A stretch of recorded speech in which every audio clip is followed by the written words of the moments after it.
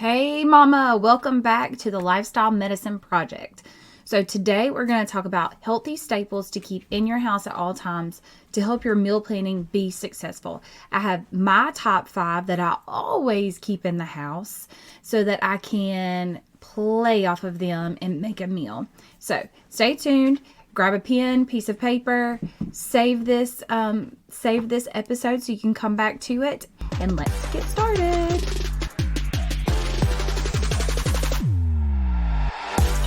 Welcome to the Lifestyle Medicine Project. If you're ready to finally commit to lifelong health, feeling better, and improving your mental and physical health for good, you're in the right place. Hey, I'm Jennifer Coble, a nurse practitioner, certified functional medicine practitioner, boy mom to 3, and wife. I have a calling on my life to transform the way that you view and experience healthcare because I believe that traditional medicine is leading people astray. We don't need to give a pill for the ill. We need to empower people to have a true lifestyle transformation, both internally and externally. And most importantly, commit and be disciplined to the process. It's time for you to go against the grain to get to optimal health that is going to have you feeling incredible. I can't wait to create a true lifestyle change with you. Let's mandate vegetables and tackle this project together. Okay. So there are certain things that I keep in my pantry and or freezer to something that I always know that I can do something with. Things that my family likes that I can add to it, add vegetables in. And so I'm going to go over those today. Going to give you some ideas on what you can do with them. And then we'll go from there. So the first one is onions. And y'all, I'm from Georgia, so our pride and joy are the Vidalia onions. That's a sweet onion. I personally keep sweet yellow onions, Vidalia onions, whatever. I keep those in my pantry all the time. Every time I go to the grocery store, I get some. Sometimes they sprout. Sometimes they sprout. But most of the time, I am using onions all the time, whether it's to saute with zucchini, whether like in a stir fry, or whether I'm putting them in taco meat just for a little extra flavor, throwing them in the crock pot with whatever meat that we're cooking, or making chicken broth. Like anytime I cook a whole chicken, make homemade chicken broth and throw some onions and carrots and celery. So onions are called for in most of the recipes that I personally use, so I always keep onions in my pantry. The second thing that I always keep around are frozen vegetables. Now, for your family, may be different from mine, but for my family, my picky eater, my middle child, who is my super picky eater, loves green peas.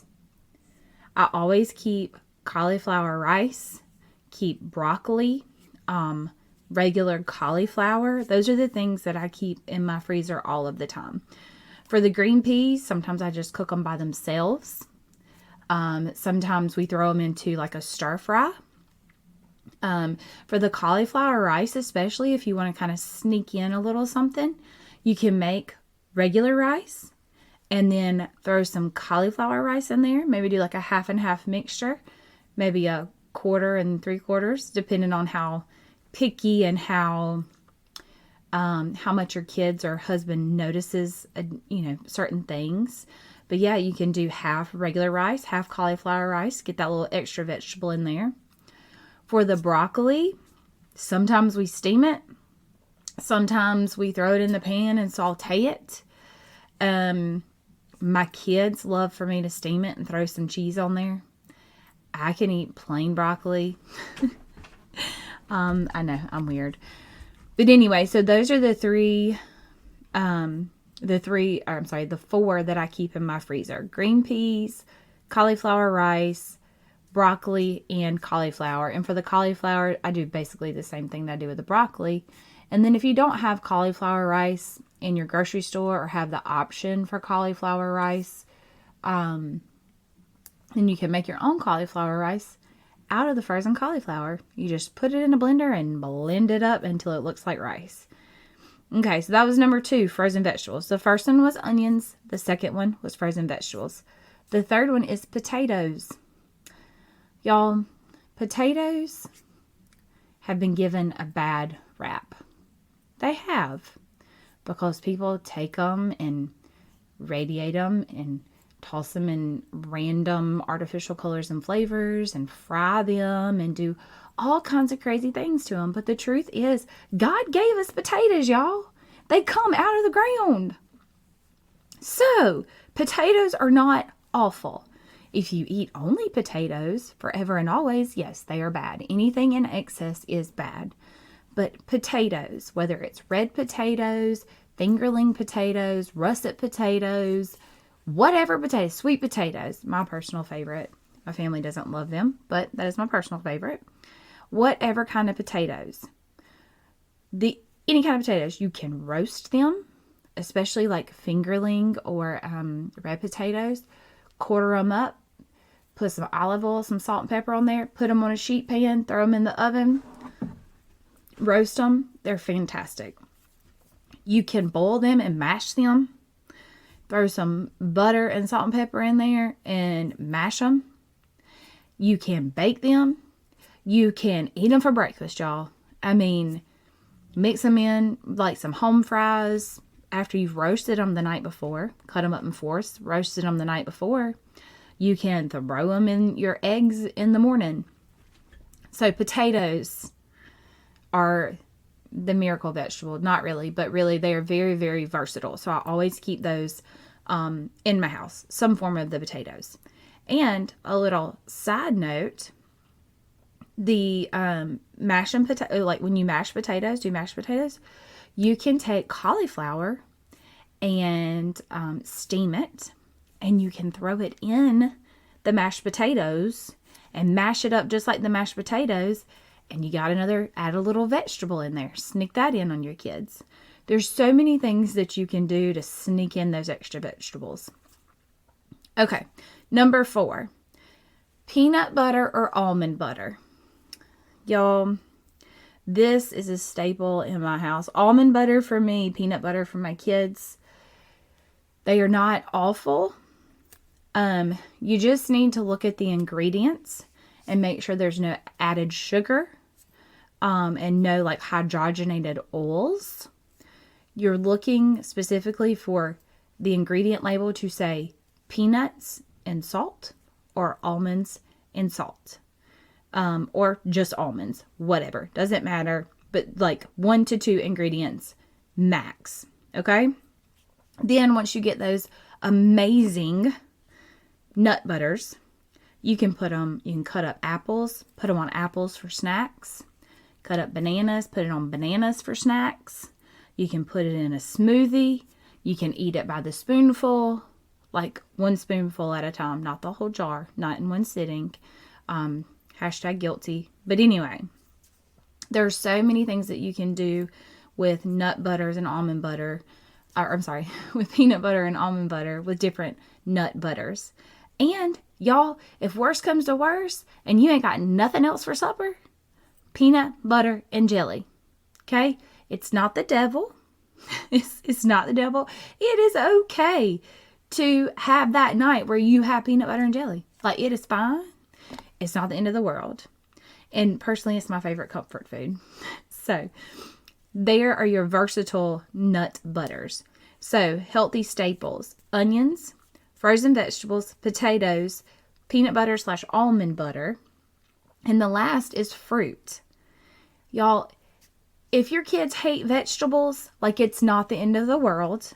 You know, you can keep introducing it to them. But fruit, they probably don't hate fruit. They probably like some sort of fruit. And fruits still have lots of vitamins, lots of minerals, lots of things that your body needs. And that will keep, your children eating healthier. So, what we keep in my house a lot are bananas, apples, strawberries, blueberries, blackberries. My kids love to snack on them. I make them as a side for supper. Just last night, my youngest one had spaghetti with a side of frozen blueberries. I don't know why. I don't know why, but am I complaining? No, I'm not. I'm not, because you had spaghetti with some zucchini thrown in there and a side of blueberries, and there you go. Wham, bam, thank you, ma'am. So those are the 5 staples to keep in your house. And then as far as the fruit goes, pick a fruit that your kids like. Encourage that. And then every once in a while, throw something randomly new in there and see if they'll try it. Or, say, hey, what kind of fruit do y'all want to try? Or something like that. Something to spice it up and get them involved. Okay, so to recap real quick. Healthy staples to keep at home. Number 1, onions. Number 2, frozen veggies. Number 3, potatoes. Number 4, nut butters like peanut butter or almond butter. Number 5, fruit. So go ahead and add those to your grocery list. And the next time you go to the grocery, grab some of these staples and see how you can add them into your weekly meals. So I hope this has blessed y'all in some way. And if you have any suggestions or you have any questions, please email me at support@jennifercoble.com. And if you have not yet, please go to jennifercoble.com/meal planning toolkit and get your free meal planning toolkit. Is the exact steps that I use every single week to make my meal plans and to prep my meals for the week. So go ahead, go there and download that. And I hope to talk to y'all in the next episode. Have a fantastic day. Bye-bye. Real quick before you go, if this podcast has blessed you in some way, the number 1 way you can thank me is to head over to Apple Podcasts and subscribe to the show and leave me a written review. Can't wait to hear from y'all.